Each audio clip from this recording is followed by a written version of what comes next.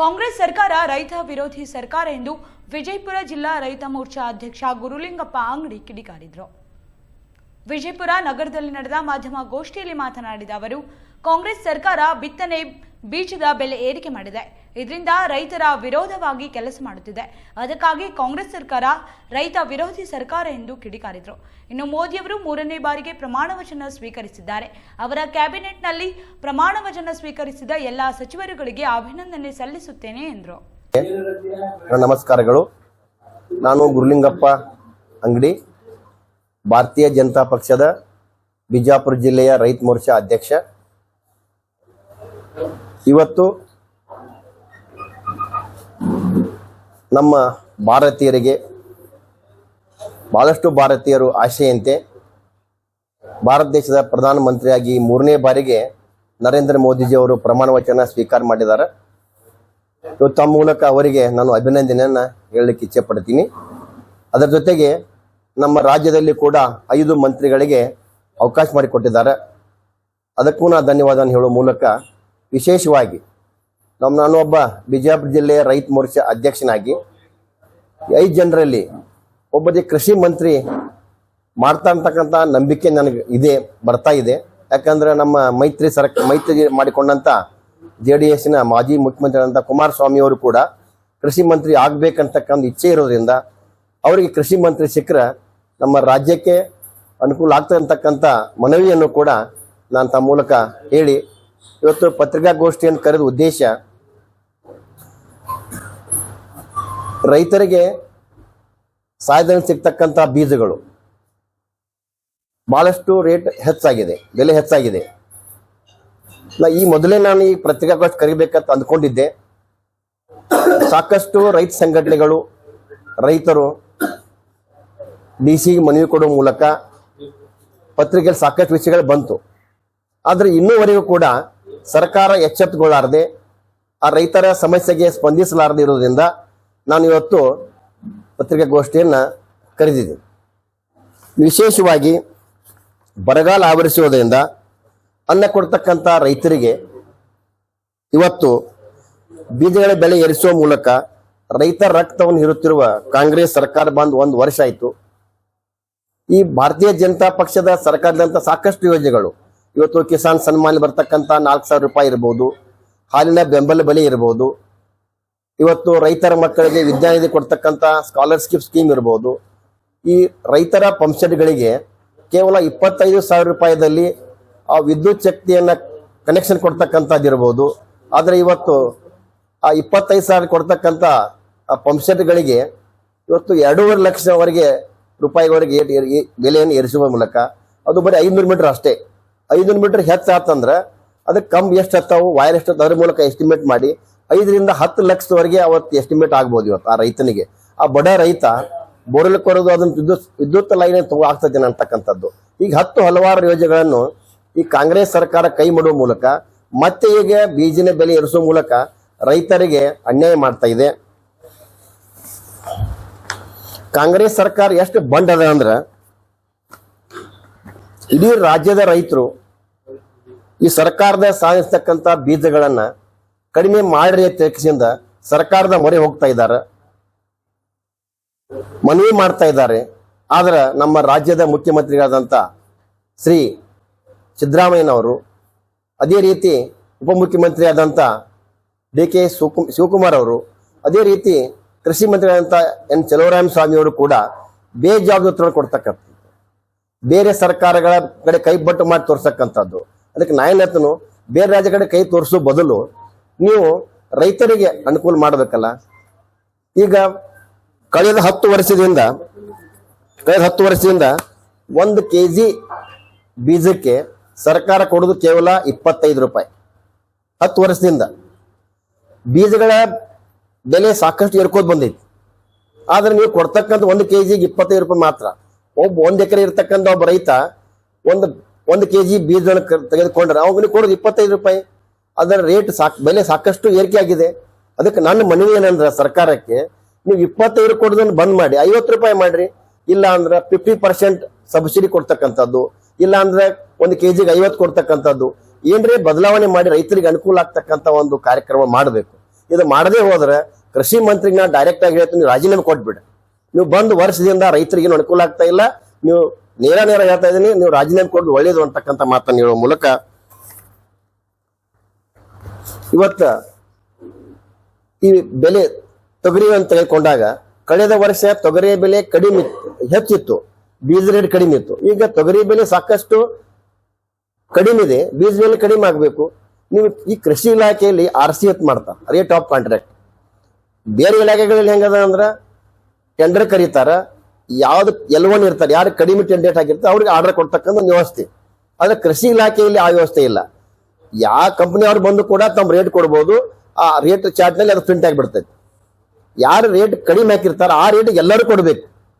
ಈ ವ್ಯವಸ್ಥೆ ಇರುವುದರಿಂದ ಈಗ ಏನಾಗ್ತದೆ ಅಂದ್ರೆ ಈ ಸಾಕಷ್ಟು ಕೇಂದ್ರ ಸರ್ಕಾರ ಯೋಜನೆಗಳದಾವ, NFSM ಇರ್ಬೋದು, ವಾಟರ್ ಸೈಡ್ ಇರ್ತಕ್ಕಂಥ ಆಯಿಲ್ PVC ಪೈಪ್ಸ್ ಬರ್ತಾವ ಸ್ಕೀಮ್ನಾಗ.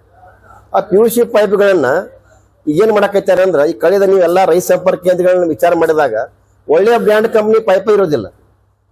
ಕಳಪೆ ಮಟ್ಟದ ಪೈಪ್ಗಳಿಗೆ ಕೃಷಿ ಮಂತ್ರಿಯವರು ಎಲ್ಲಾ ಜೇಡಿಗಳ ಮೂಲಕ ಇಂಡೆಂಟ್ ಕೊಡಿಸಿ ಆ ಕಡಿಮೆ ಕಳಪೆ ಮಟ್ಟದ ಪೈಪ್ಗಳನ್ನ ಸಪ್ಲೈ ಮಾಡಿ ರೈತರಿಗೆ ಅನ್ಯಾಯ ಮಾಡಕೈತಾರೆ. ಇದು ಹೋಗ್ಬೇಕು. ಒಳ್ಳೆ ಕಂಪನಿ ಗುಣಮಟ್ಟದ ಫಿನೋಲೆಕ್ಸ್ ಇರ್ಬೋದು, ಜೈನ್ ಇರ್ಬೋದು, ಅದು ಕೊಡ್ತಕ್ಕಂಥದ್ದು ಇರಬೇಕು. ಇದು ಕೂಡ ಏನು ಟೆಂಡರ್ ಪ್ರಕ್ರಿಯೆ ಅದ, ಇದು ಕೂಡ ಬಹಳ ಅವೈಜ್ಞಾನಿಕ ಅದ. ಯಾಕಂದ್ರೆ ಈಗ ನಾವು ಅರ್ಬಿ ಹಾಕೋತೀವಿ ಮೈ ಮೇಲೆ, ಇದು ಕಾಟನ್ ಅರ್ಬಿ ತಗೋರಿ 200 ರೂಪಾಯಿ ಮೀಟರ್ ಇರ್ತೈತಿ, ಅದೇ ನೀವು ಲೆನೆನ್ ತಗೋರಿ 1000 ರೂಪಾಯಿ ಮೀಟರ್ ಇರ್ತೈತಿ. ಈ ರೈತರಿಗೆ ಸಪ್ಲೈ ಮಾಡ್ತಕ್ಕಂಥ ಕಂಪನಿಗಳು ಕೂಡ ಹೆಂಗದಾವ ಅಂದ್ರೆ ಕಡಿಮೆ ಕ್ವಾಲಿಟಿ ಅದಾವ, ಹೈ ಕ್ವಾಲಿಟಿ ಅದಾವ. ಆದ್ರೆ ಮೊದಲು ಯಾವ ರೀತಿ ಇತ್ತಂದ್ರ ಟೆಂಡರ್ ಎಲ್ಲ ಯಾವುದೇ ಕಂಪನಿ ಅವ್ರು ಬಂದು ಟೆಂಡರ್ದಲ್ಲಿ ಭಾಗಿಯಾಗಬಹುದು, ಅವ್ರ ರೇಟ್ ಪ್ರಿಂಟ್ ಆಗ್ತಿತ್ತು. ಸರ್ಕಾರ ಕೊಡೋದು ಸಬ್ಸಿಡಿ L1 ಅಷ್ಟೇ. ಉದಾಹರಣೆ ಒಂದು X ಅಂತಕ್ಕಂಥ ಕಂಪನಿಗೆ ಒಂದು 100 ರೂಪಾಯಿ ರೇಟ್ ಇತ್ತಂದ್ರೆ ಅದು ಸ್ವಲ್ಪ ಕಡಿಮೆ ಕ್ವಾಲಿಟಿ, ಅದು ಅದಕ್ಕೆ ಭಾಳ ಸ್ವಲ್ಪ ರೇಟ್ ಇರ್ತೈತಿ, 110 ರೂಪಾಯಿ ಇರ್ತೈತಿ. ಅದಕ್ಕಿಂತ ಬ್ರ್ಯಾಂಡೆಡ್ ಕಂಪ್ನಿಗಳು 130 ರೂಪಾಯಿ ಇರ್ತೈತಿ. ಈ ರೀತಿ 3 ರೇಟ್ ಇರ್ತಾವ. ಸರ್ಕಾರ ಕೊಡೋ ಸಬ್ಸಿಡಿ ಯಾವ್ದಂದ್ರ 100 ರೂಪಾಯಿ ಏನು ಕಡಿಮೆ L1ಗೆ ಅವ್ರು ಸಬ್ಸಿಡಿ ಕೊಡೋದು 10% ಅಂದ್ರೆ 10 ರೂಪಾಯಿ ಸರ್ಕಾರ ಕೊಡ್ತೈತಿ. 90 ಈ ರೀತಿ 10% ರೈತರು ತಗೋಬೇಕು, 90% ಸಬ್ಸಿಡಿ ಸರ್ಕಾರ ಕೊಡ್ಬೇಕಂತ ಒಂದು ಯೋಜನೆ. ಈಗ ಅವು L1 ತಗೊಂಡ ರೈತ ಅಂದ್ರೆ 10 ರೂಪಾಯಿ ಕಟ್ಟೋದು, ಅಥವಾ 2ನೇ ಸ್ವಲ್ಪ ಅದಕ್ಕೆ ಹಾಯಿ ತಗೊಂಡಂದ್ರೆ ಅದು ಅವ್ರು ಕೊಡೋ ಸಬ್ಸಿಡಿ 90 ರೂಪಾಯಿ, 20 ರೂಪಾಯಿ ಕೊಡ್ತಕ್ಕಂಥ 2ನೇ ಕಂಪ್ನಿ 20 ಕೊಡಬೇಕು, 3ನೇ ಹೈಯೆಸ್ಟ್ ಬ್ರ್ಯಾಂಡ್ ಕಂಪ್ನಿ ತಗೊಂಡ್ರೆ 30 ಕೊಡ್ತಕ್ಕಂಥದ್ದು. ಈ ವ್ಯವಸ್ಥೆಯನ್ನು ತೆಗೆದ್ಬಿಟ್ಟಾರಿ. ಈ L1 ಏನ್ ರೇಟ್ ಅದೇ ರೇಟ್ ಕೊಡ್ಬೇಕಂತ ಆ ಟೆಂಡರ್ ಇದೆ. ರೆಮಾಂಡ್ಸ್ ಕಂಪನಿ ಅವ ಅಥವಾ ಲಿನೆನ್ ಕಂಪನಿ ಅವ ಆ ಕಾಟನ್ ರೇಟಿಗೆ ಶರ್ಟ್ ಪೀಸ್ ಕೊಡು, ಪ್ಯಾಂಟ್ ಪೀಸ್ ಕೊಡು ಕೊಡಕ್ ಸಾಧ್ಯ ಅದನ್ನು. ಇದು ರೇಟ್ ರೈತರಿಗೆ ಬೇಕಂತ ಕಂಪ್ನಿ ತಗೋತಾರ, ಆ ಅವಕಾಶ ತಪ್ಪಿಸ್ಬಿಟ್ಟಾರ. ಇವತ್ತು ಅದು ಕೂಡ ಇವತ್ತು ಬದಲಾವಣೆ ಆಗ್ಬೇಕು.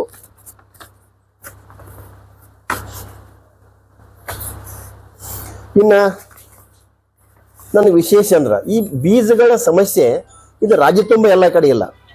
ಬೀಜ ಬೇಕಾಗುವುದು ಬಹಳ ಹಾರ್ಡ್ಲಿ ರಾಜ್ಯದಲ್ಲಿ 4 ಜಿಲ್ಲೆ ಹೆಚ್ಚು ಇದೆ.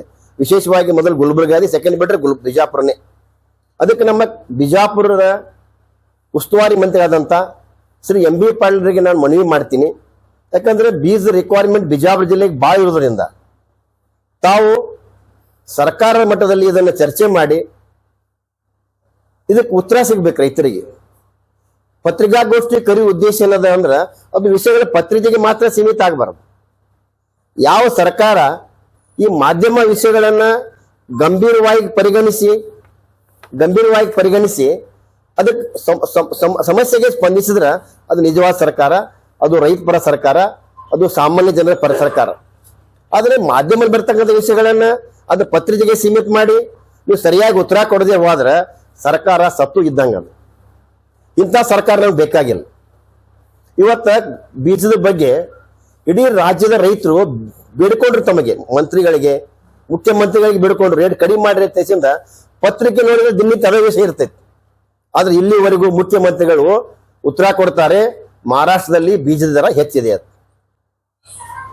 ಹಾಗಾದ್ರೆ ನೀವು ಈ ವಿಷಯವನ್ನು ಮಹಾರಾಷ್ಟ್ರ ಕಡೆ ಕೈ ಮಾಡಿ ತೋರಿಸೋದಾದ್ರೆ ಅಲ್ಲಿ ಮದ್ಯದ ಬೆಲೆ ಬಹಳ ಕಡಿಮೆ ಅದ.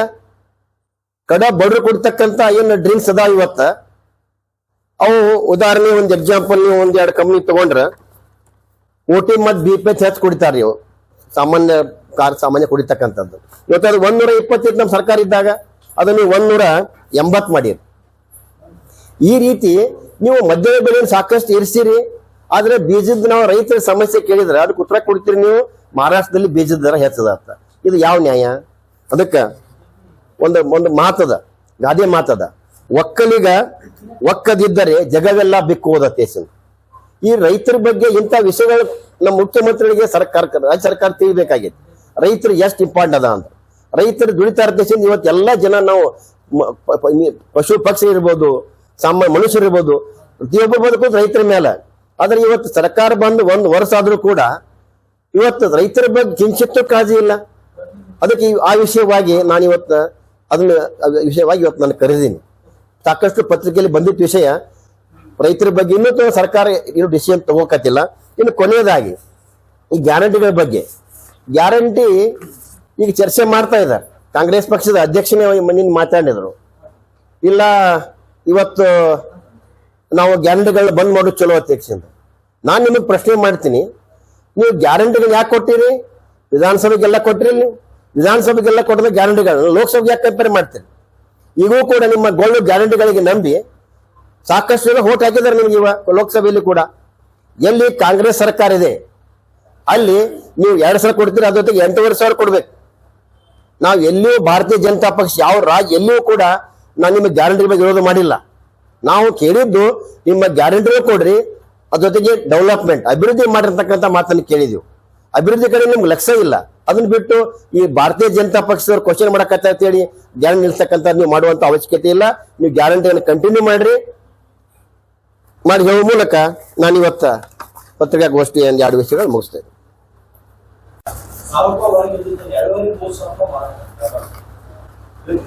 ಸರ್ ಅದ ಏನಿಲ್ಲ ಸರ್, ಈ ಪ್ರೈವೇಟ್ನಾಗಂತರೂ ಇವು ಸಂಬಂಧಪಟ್ಟ ಒಳ್ಳೆ ಕಂಪನಿ ಬೀಜಗಳನ್ನ ಏನ್ ಮಾಡಕತ್ತಾರ ಅಂದ್ರ ಅವು ಶಾರ್ಟೇಜ್ ತೋರಿಸ್ತಾರ. ನೀವು ಯಾವ ಅಂಗಡಿಗೆ ಹೋಗಿ ಕೇಳ್ರಿ ಇಲ್ಲ ಹೇಳ್ತಾರ. ಆದ್ರೆ ಅದು ಹೆಚ್ಚಿನ ರೇಟ್ನಲ್ಲಿ ಬ್ಲಾಕ್ ರೇಟ್ನಲ್ಲಿ ಮಾರ್ತಾ ಇದೆ.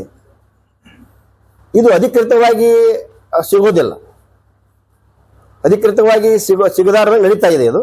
ಅದಕ್ಕೆ ಇದ್ರ ಬಗ್ಗೆ ಅಧಿಕಾರಿಗಳು ಏನು ಕೃಷಿ ಅಧಿಕಾರಿಗಳು ಸ್ವಲ್ಪ ಜಾಗೃತಿ ವಹಿಸಿ ಅಂತ ಹುಡುಕಿ ಅದಕ್ಕೆ ಆಕ್ಷನ್ ತಗೋಬೇಕು.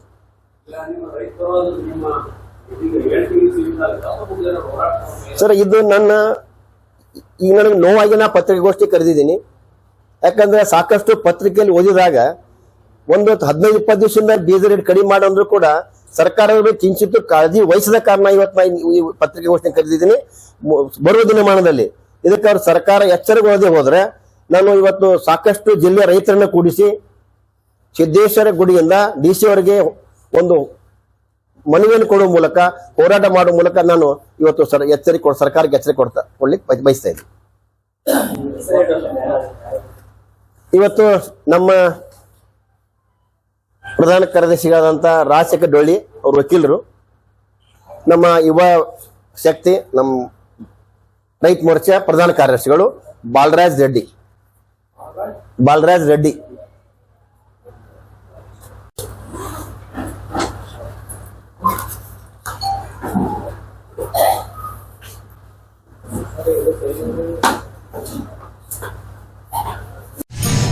Good job opportunities in school. Sagar Consultancy, finding your dream job made easy with top jobs consultancy services in Vijaypura.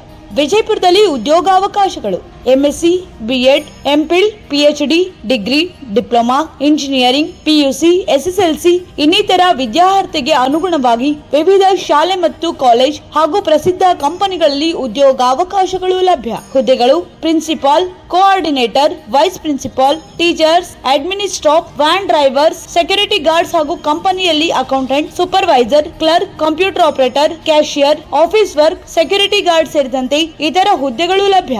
ಗಮನಿಸಿ, ನುರಿತ ಸಿಬ್ಬಂದಿಯವರಿಗೆ ಹೆಚ್ಚಿನ ಆದ್ಯತೆ ನೀಡಲಾಗುವುದು. ಆಸಕ್ತರು ಈಗಲೇ ಕರೆ ಮಾಡಿ. Mister H Sagar, mobile number 7892208178 ಹಾಗೂ 9036384709. Visit Sagar consultancy, gang body, Kakkayya colony, Vijayapura. ಶಾಲೆ ಮತ್ತು ಕಾಲೇಜ್ ಹಾಗೂ ಕಂಪನಿಗಳಲ್ಲಿ ಸಿಬ್ಬಂದಿ ಬೇಕೆಂದರೆ ನಮ್ಮನ್ನು ಸಂಪರ್ಕಿಸಿ. ಸಾಗರ್ ಕನ್ಸಲ್ಟೆನ್ಸಿ, ವಿಜಯಪುರ.